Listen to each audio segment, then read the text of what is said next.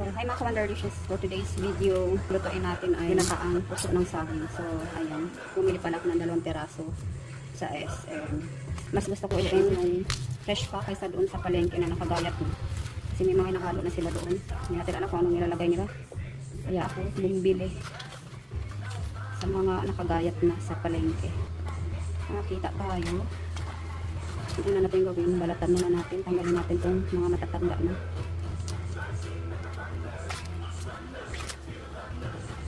Ayan, hatiin natin to. Hatiin natin ang 4. Ang bilis pang mapamangitin.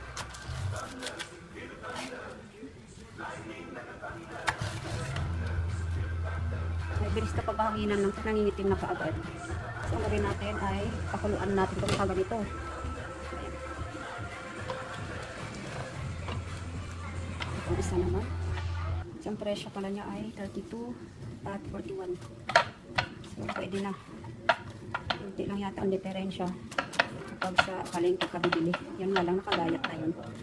Ito, talagang ikaw pa yung magagayat. Pero okay na talaga. At least alam natin kung paano natin ginawa. Para natin trinabaho.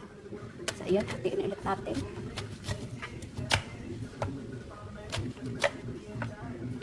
Apat.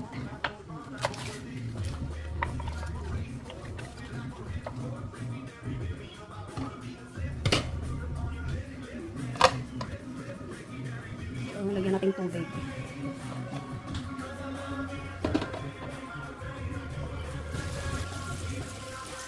Then, lataan lang natin ito palambutin. Ayan. Op.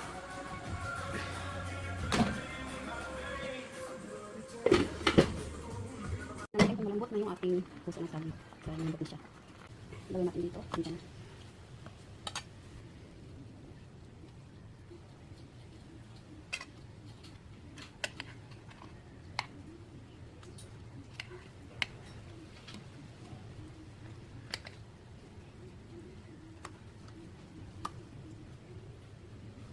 Natin lagyan. Maganda lang natin.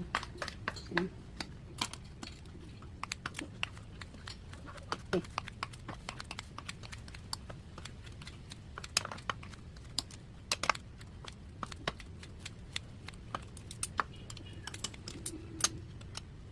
Ayan na siya.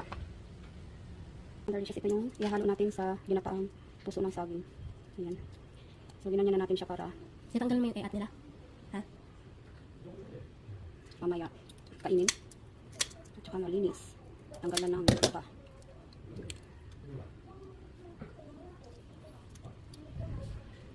Ayan na. Nagkaraso na ng 1/4 oh. So, ayan.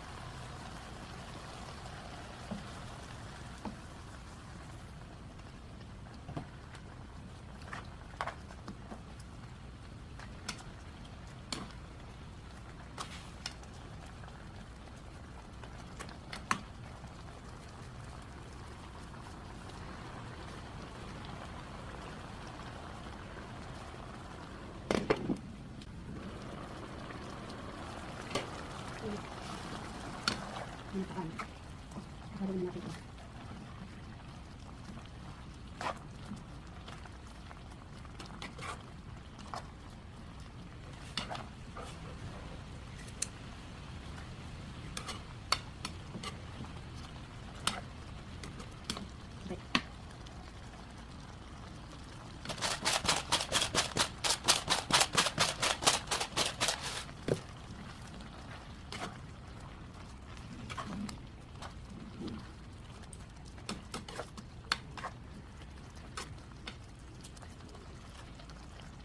Ayan, ito na yung ating pinataan. Napuso ng saging.